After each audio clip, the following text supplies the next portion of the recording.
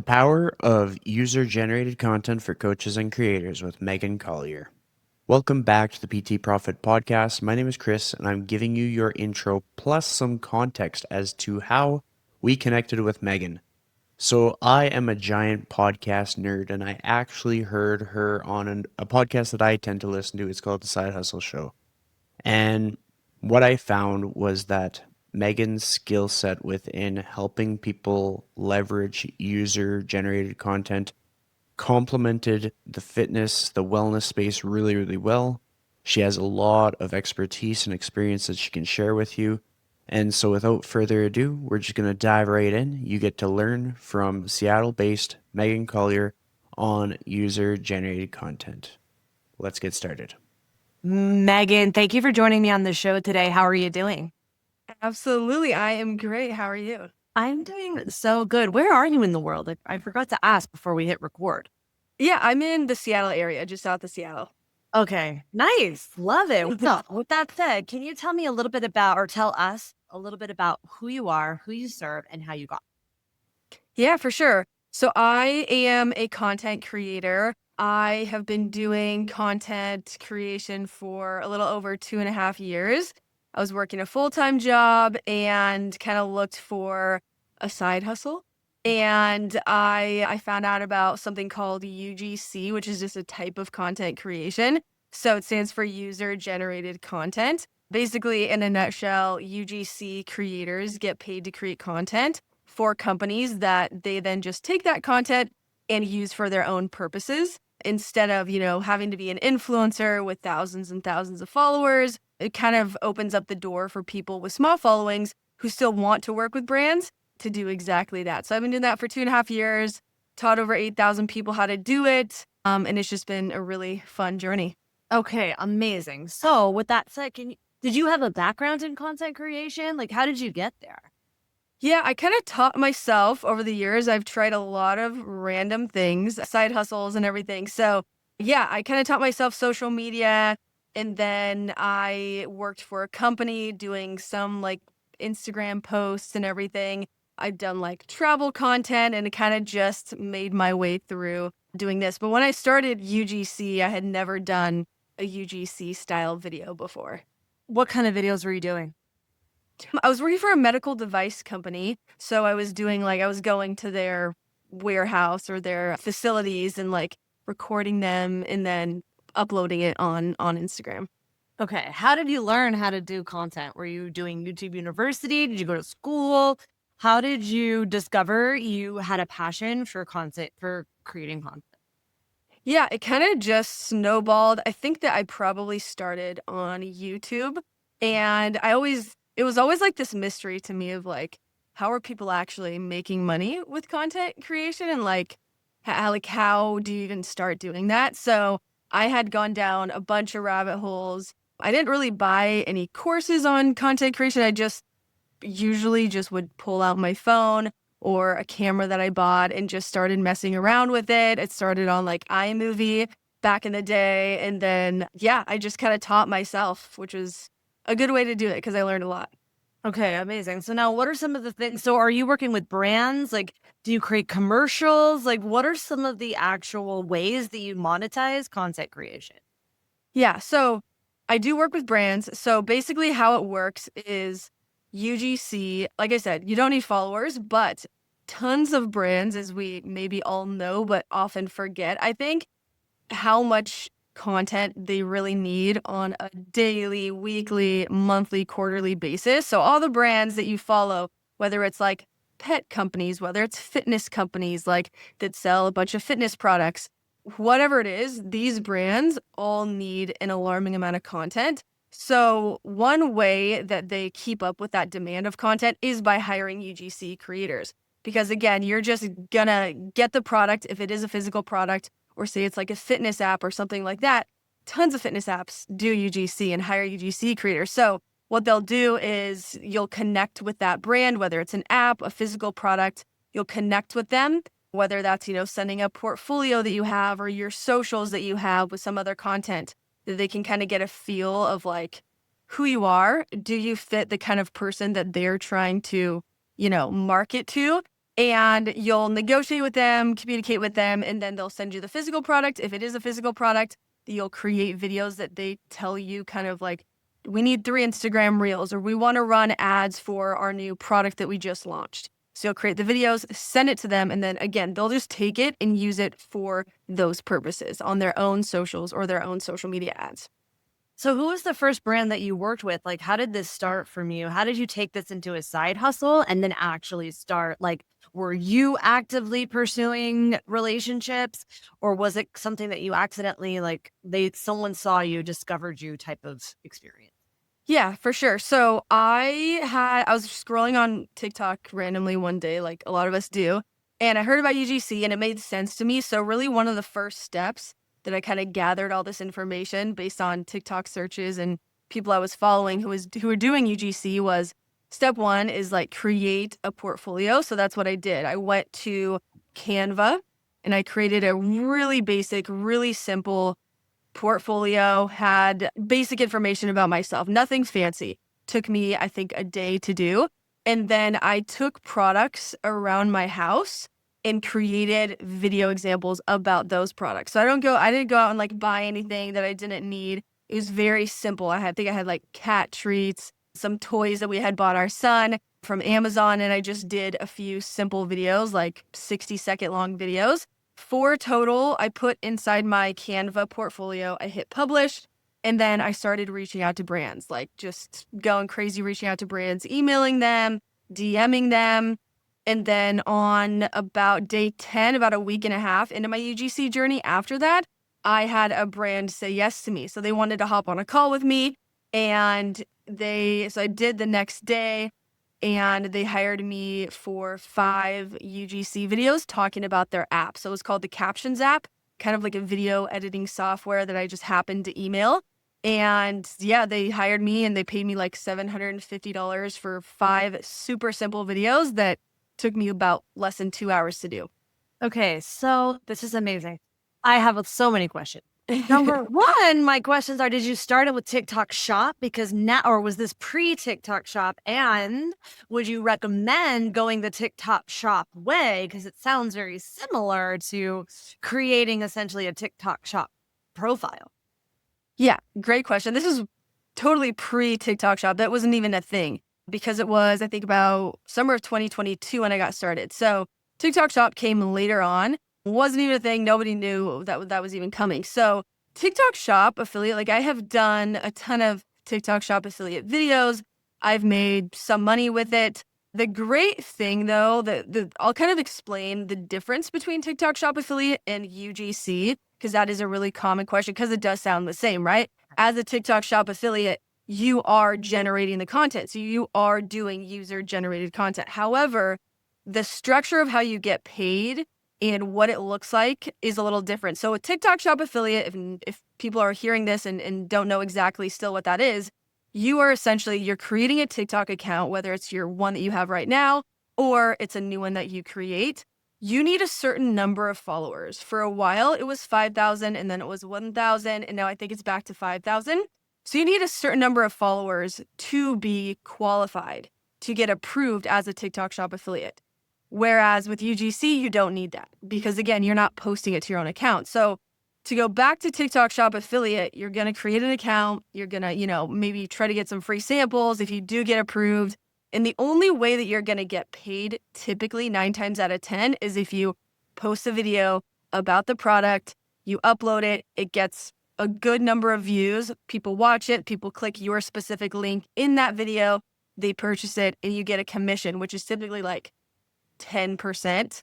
But that's a lot of hoops. That is a lot of it's a lot of work for pennies. Unless you're viral consistently. What was that? Unless you're viral consistently. Exactly. And I think, and like anything else, it'll take consistency. And I know so many people that make a ton of money with TikTok Shop affiliate. It's a fantastic way. However, I think a lot of people struggle with that initial, like, oh my gosh, I have to put out 50 to 100 videos before I make a good chunk of money with TikTok Shop affiliate. So I'm not saying it's a bad idea, but what I see now is a lot of TikTok Shop affiliates, especially those just starting out, also want to do UGC because even if your video even if you do a video for a brand talking about their product and it's similar to a TikTok shop style video, they're still going to pay you a chunk of money that you agreed upon, right? So even if I get hired by a company to create a short video and they take it, they post it on their own Instagram account and it gets 300 views, that's not really on me. They're still obligated to pay me like 400 or 500 bucks or whatever I charge them. So that's kind of the great thing about UGC, is that you don't need to have a certain number of followers, because most people don't on TikTok. They have like 10 followers and they don't know what they're doing on TikTok. So they don't have that yet. So starting with UGC and learning what kind of content brands want and need for their own purposes will simultaneously help you become a better TikTok shop affiliate in the future, if that's something you want to do. Okay, amazing. So, what are some of the best practices that you would recommend for someone who is interested in starting to create a UGC experience or business, side hustle even? We'll call it a side hustle business. Like, do you think that there needs to be a level of talent or around video editing, around software, around video creation? Like, if you were to take someone from start to finish, where would you have them start and what would it look like? For sure. So that's most of the people that I've taught. And by the way, most of my students, this is a random thing, but most of my students are actually Gen Xers and baby boomers. My mom was kind of the inspiration for that. My mom is now doing UGC at 64 years old with 0% experience in social media, had one post on her Instagram. So yes, I can totally walk you through this exact thing, because this is what I do. So if you are brand spanking new to the content creation world and you want to get into UGC, there's a few main like steps you got to take. So number one is view some UGC example videos. You can do this several ways. I have a portfolio that we can link up if you want. I have dozens of videos in there. My TikTok has videos, but you could also search UGC example videos just to get like a visual on the kind of content you will be creating as a UGC creator. Once you get that and you kind of understand what you're going to be doing, the next step is to create a portfolio, which tends to like freak people out and intimidate people, but it doesn't have to be that kind of a process. So what I recommend, what I did 2.5 years ago, was I hopped on Canva. Even if you've never used Canva before, it's pretty easy to figure out, pretty beginner friendly. So go on Canva, type in website portfolio, and then you're going to want to choose some type of template that is a website, not a presentation, that looks good, that you think you could, edit a little bit, make it look like kind of your own. Go in there, put your name at the top, put your generation followed by UGC creator. This is super important because brands are actively searching keywords like Gen X UGC creator or millennial UGC creator. Or you could even do, obviously your audience is in the PT space and coaches and stuff. So you could do fitness UGC creator, because some brands are literally looking for those keywords. So put something that kind of has that searchability. And then you're going to put some key things about yourself, just a quick bio. And then the biggest, most important thing to focus on in your UGC portfolio is going to be your video examples. It's just basically one place that you can send to brands so they could get to know you better and see some content. And again, if you're brand new to content creation, you're going to be like, I have no videos and I don't even, like, I suck at this. And so that's most people. So I always tell people, give yourself some grace. Grace is going to be like your new favorite word. So your first several videos are not going to be your best ones, right? Like, I don't even have the first videos I have done 2.5 years ago on anywhere on my portfolio, because I've just naturally gotten better. So what you're going to do is go around your home, just like I did, choose products. Say that you are a personal trainer and you use a bunch of different, gym equipment, and you have a at home, or even if you're at the gym and you're bringing even a specific water bottle, it can be as simple as that. Choose products that you like, that you use on a consistent basis, and create short videos about those products. And then put them in your portfolio, hit publish, and start reaching out to brands. Okay, amazing. So I have 2 questions and I want to ask them. I just don't know which one to ask first. But I'm going to ask I'm going to go the content way, and then I want to talk about like contracts and negotiation. But in terms of content, when you're creating your first pieces that are going to be the intention for your portfolio, is there like a story framework or a type of content framework that you work from or that you teach people to create when they are shooting and editing their videos? I'm assuming you're talking about shooting and editing, correct? Correct. Yes, yes. So typically, I like to tell people that a good mix of different types of content is ideal. So instead of you just like, even if you were to order, like you got things coming from Amazon, don't just do 4 different unboxing videos, because we've all seen those unboxing videos, right? If you can do one, if you are getting something shipped to you and you can do an unboxing video, fantastic. Those work pretty well for brands, and brands like to see that on people's portfolios. So you can do that. Another one would be kind of like a problem solution video, which we've all seen probably a million times, but we maybe don't understand the framework of it. But for example, I could tell you one video that maybe would be helpful for people to hear. I was hired by a footwear company. The only shoes I wear are shoes called Kuru because I have plantar fasciitis. A lot of people struggle with that. So basically what I did when I created content for them is I took that problem, having foot pain, having plantar fasciitis, and I stated the problem. So at the beginning, I would say something like, if you've ever struggled with foot pain or have plantar fasciitis, these are the shoes you're going to want to get. So stating the problem so it calls out a specific audience, or like, this could work for any product, right? But you're going to state the problem and show like maybe it's like you holding your foot or like rubbing your foot or having some type of issue with your foot. And then going into the like agitating that problem, like I could barely walk, I am on my feet all day and my foot pain gets worse and worse, agitating that problem. And then going into the solution, which is of course the product. Like, here's what I'm doing to help that. Here's the shoes, here are the benefits of the shoes, and this is how you can get them. That's kind of the simplest like version of that kind of video, but that works really well for brands who are wanting to hire UGC creators for videos that are going to be ran as social media ads. So we like after this call or whoever's listening to this, if you go on Instagram after this and you're scrolling, you're probably going to see a bunch of these kind of ads because it works really well. And you're probably also going to see a ton of UGC creators that are in these videos because it's just working so well for brands. So having a good mix of like problem solution video, maybe an unboxing video, maybe like a testimonial style video, like, oh my gosh, I'm using these supplements for the last 6 months. This is what they have done for me. I'm obsessed with them. Here's who they are for.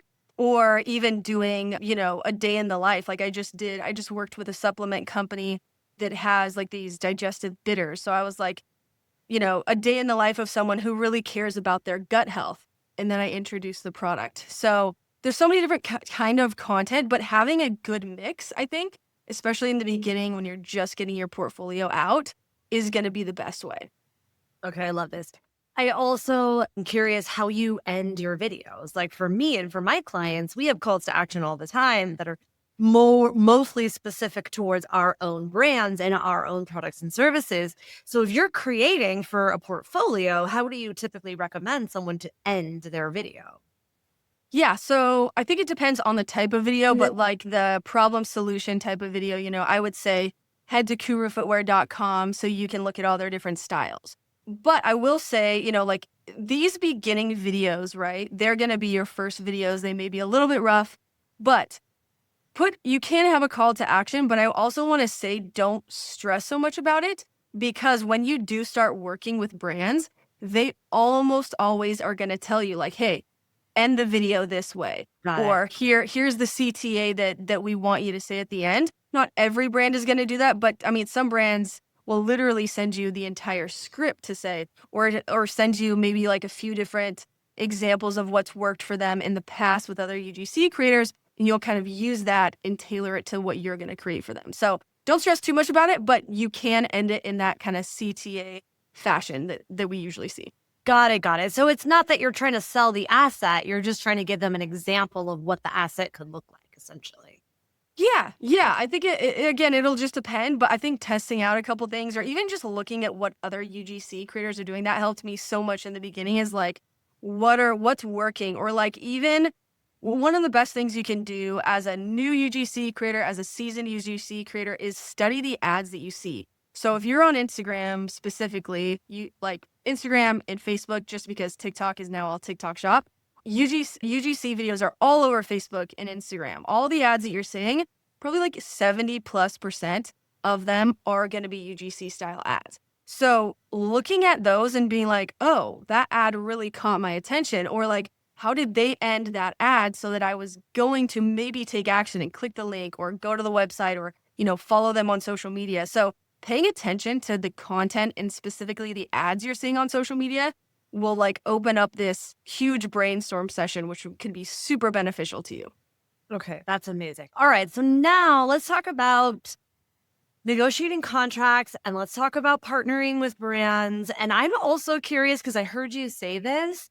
You started off with travel. So does this kind of work also work for things like hotels and travel experiences, or is it all like product based?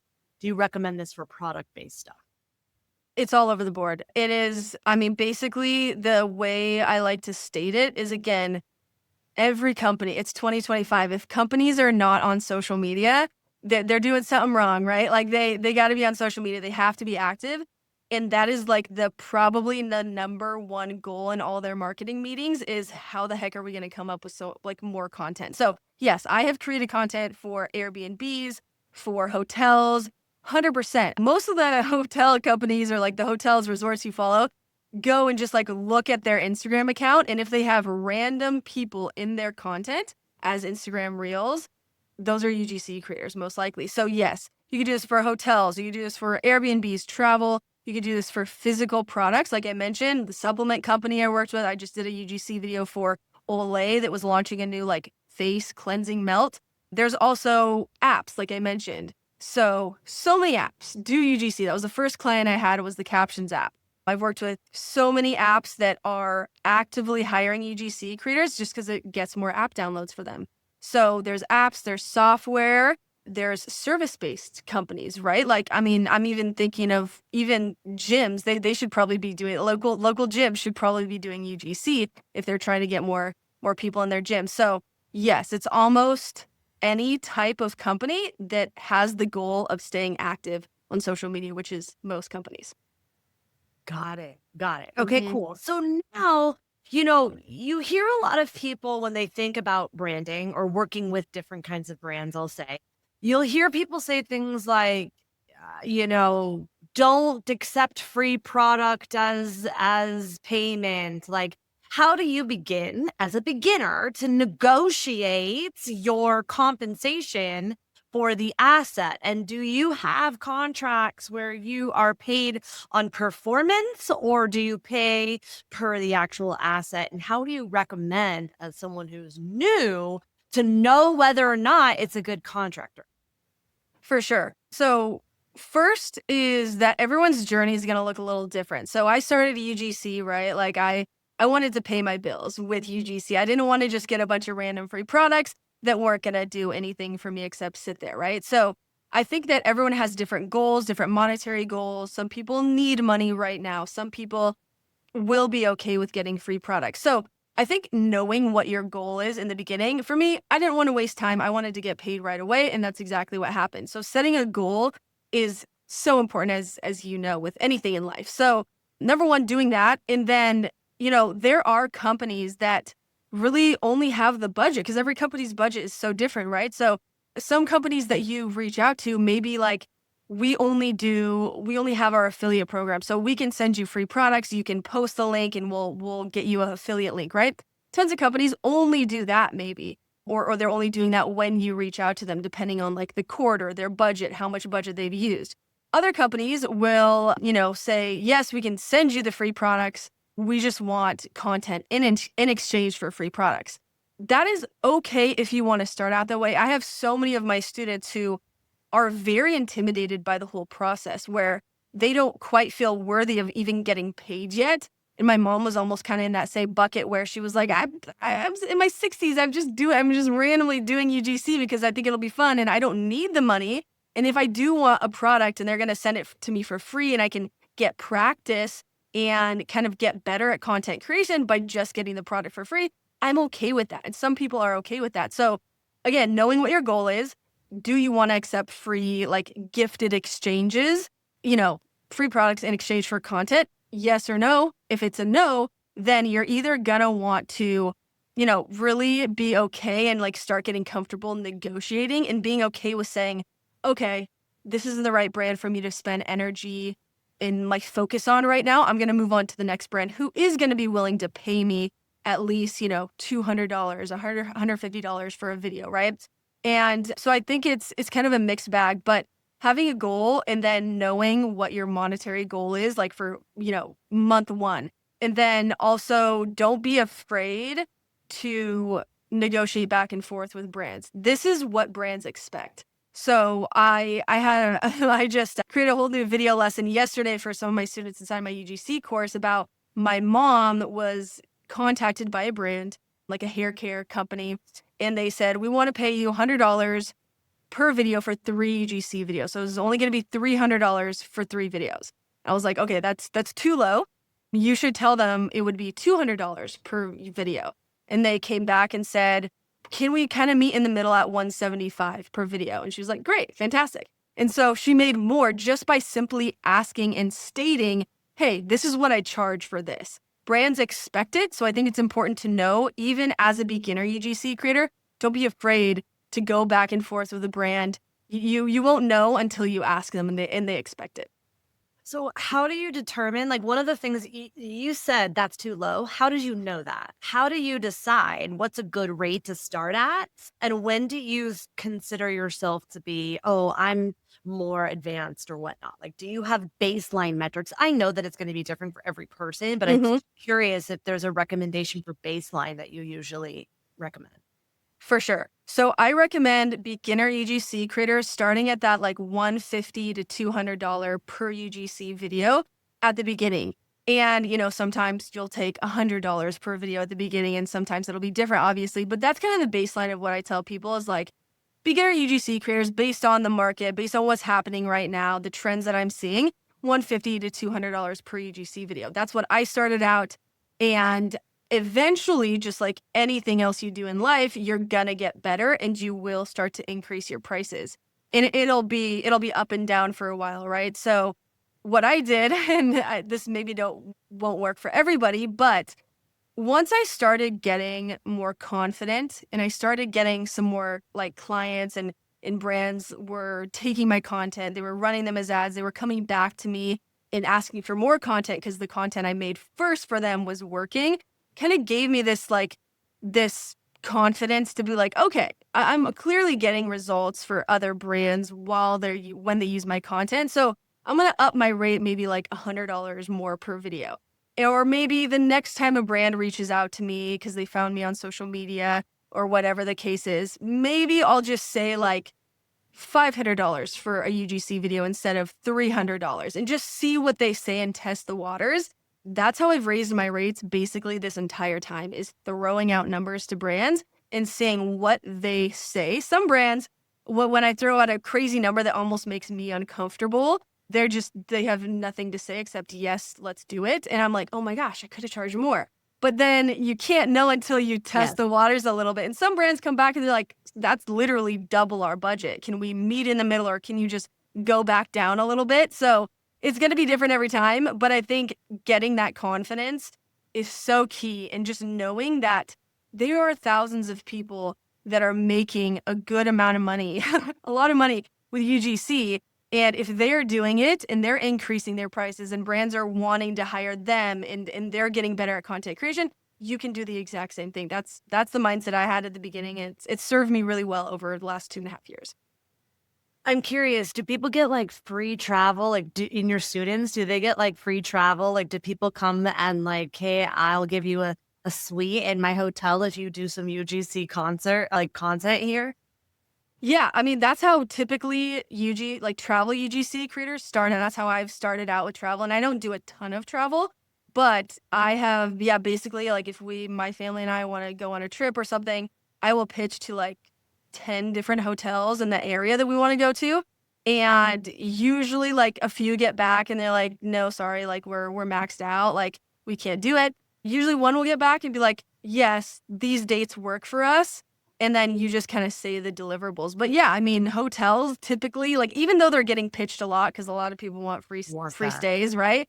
I think that just knowing that all these hotels want content. They want and need content. So if you can, it's a numbers game, right? Like anything else. So if you can pitch to a lot of hotels, even if you were like here, like I'm here in Seattle, there's thousands of hotels, resorts, places I could pitch myself to.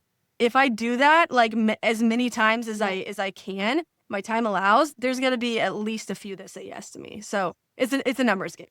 I love that. So now, how do you recommend people pitch themselves? Because you'll often hear sometimes people say, no, wait for the brand to reach out to you. Do you recommend emailing? Do you recommend DMing? Like, what are some of the ways that you recommend people pitch their stuff once they put their portfolio together? Yeah, for sure. So I have had the most success with directly pitching brands. So what that has looked like for me is, I landed my first UGC deal by sending a very simple, short email to a bunch of brands, and one said yes to me, right? So email works great. What you're going to want to say in an email is going to be pretty simple. You're not going to want to go on and on about yourself. You're going to want to make it about the brand.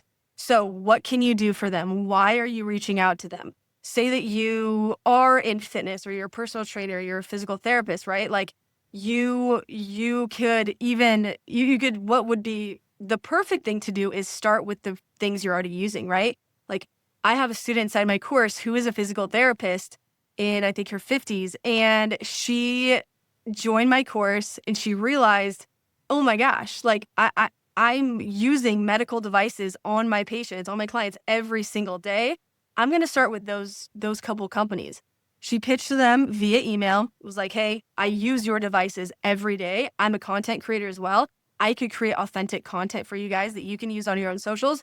They said yes to her. Like within days, she landed 2 monthly recurring UGC deals, all because she realized as a physical therapist, she's already using products that she could create almost daily content about for the brand. So that's something to be very aware of, is like using your profession and what you're already using, your products you're already using, and just starting there. And if you are emailing brands and an email comes through, like say that, you're a brand and you're comparing an email you got from somebody who's never used your product, that's okay. And maybe they'll get the UGC deal, obviously, but comparing it to somebody who's been a client of yours, who's been using your product, is an actual genuine customer of yours already, that brand is going to choose that person 10 times out of 10 just because it's going to come across more authentic and it's going to be more genuine for them and more powerful being an actual customer, if that makes sense. Yeah, it makes perfect sense. So now I'm also curious, when you do make deals with particular brands, do they have a level of requirement in terms of the creativity? Like, are they the creative directors? Does it vary? Like, do you have the space to actually use your creative skill, or do they like almost treat you like an editor?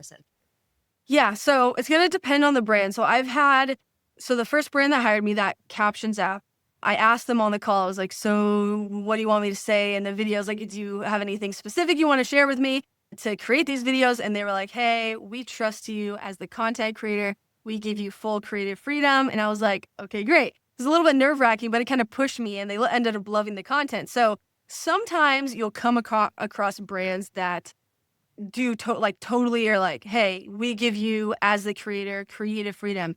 And then on the opposite side of that, you'll have brands that are like, hey, we want you to literally replicate this video. So I worked with the company that helped me form my LLC when I was getting started, called Taylor Brands. And they were like, yes, we want to work with you, after I pitched to them via email. And I said, hey, I love this service, loved working with you guys, would love to create content for you guys. So they were like, yes, we'd love to work with you.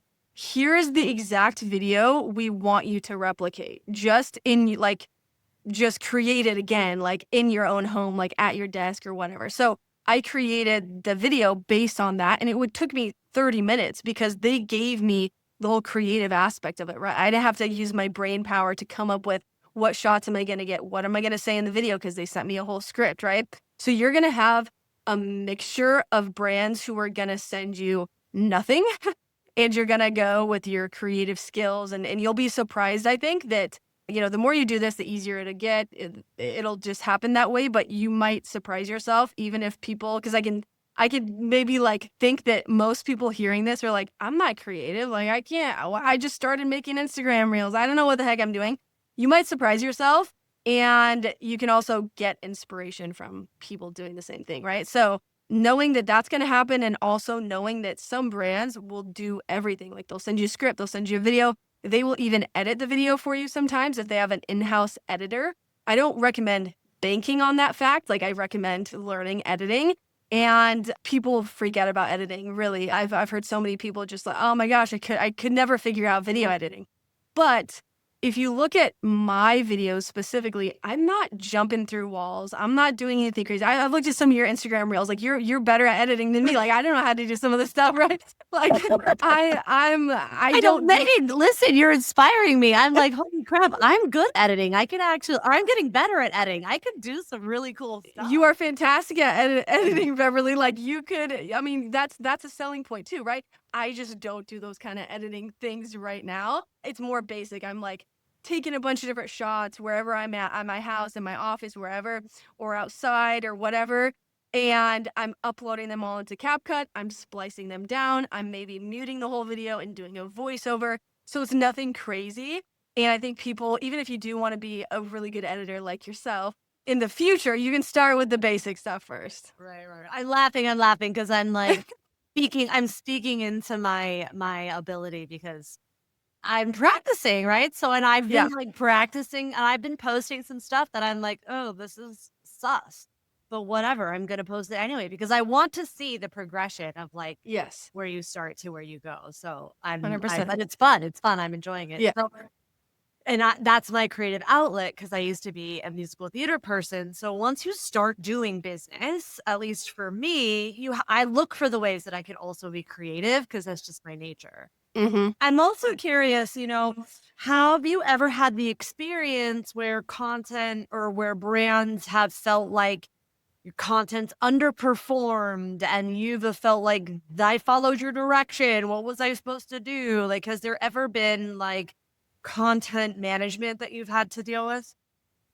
No. And I think that it's mostly because it's kind of the industry standard that brands know that when they're hiring me or whoever, another UGC creator, to have so for example, I had a fashion company, clothing company, hire me for 5 Instagram reels per month.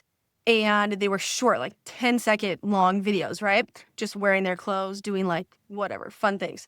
And so I knew that if they post those as Instagram reels, you never know how an Instagram reel is going to perform, right? Like, and they also know that. So they're constantly posting. We're hiring tons of UGC creators, so they know that, right? Like, I feel like it's part of the whole marketing ecosystem, right? So brands typically are running tons of social media ads. So they're spending tens of thousands, possibly dollars, on ads that are performing really well for them, but they also know they have to keep up with organic content, posting Instagram reels, posting TikTok, posting YouTube shorts, right?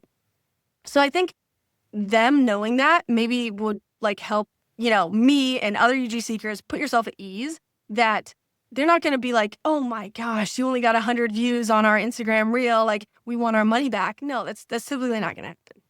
Yeah, that's good. I mean, that's honestly why I ask, because as a creator, you think, oh no, what if it doesn't perform? And then, you feel bad because you're like, oh my gosh, I thought it was going to do well and it doesn't. Because to your point, you never know how something's going to perform or not. Exactly. Yeah. And I think, again, it's just what happens on Instagram. Everybody, including the brands, know that the algorithm is changing literally every single day. So them knowing that, but also just knowing this is a need. Like, we can't just sleep on, posting Instagram reels because we're only getting 1,000 views as opposed to other brands getting 10,000 views, right? Like, they're constantly marketing is all testing, right? It's throwing spaghetti on the wall. So brands know that. And by them hiring UGC creators, it actually just opens up this whole door of possibilities just because they're testing so much content, testing, different styles of content based on the UGC creator, different faces in their content. So it's really a win-win for the brand, even if you give them a video and it doesn't like go viral, right? Like I don't ever expect my content to go viral, though I would love it and the brand would love it. There's not that pressure. I love that. Okay, so last question. I want to be mindful of your time. Do you recommend that content creators create original sound type of content 100% of the time? Or do you recommend using trending sounds or like the lip syncing? Like, do you recommend a combination of both in your content creation or original sounds only? I actually don't even, this is like takes up 0% space in my brain because it's not super relevant. So when what I tell people is, you are obviously, you're creating content for brands to use, right? So even if you don't want to be active on social media, you don't want to post Instagram Reels as a UGC creator, it's not going to necessarily determine or make or break your success as a UGC creator. For example, my mom has 9 posts on her Instagram account of UGC examples she just had in her portfolio or she did randomly, but yet she hasn't posted for months. Yet she has had so many brands find her Instagram account and reach out to her because of those videos she posted months ago. So to that point, I do recommend posting your UGC example videos as Instagram Reels, as TikTok videos, whatever you can keep up with.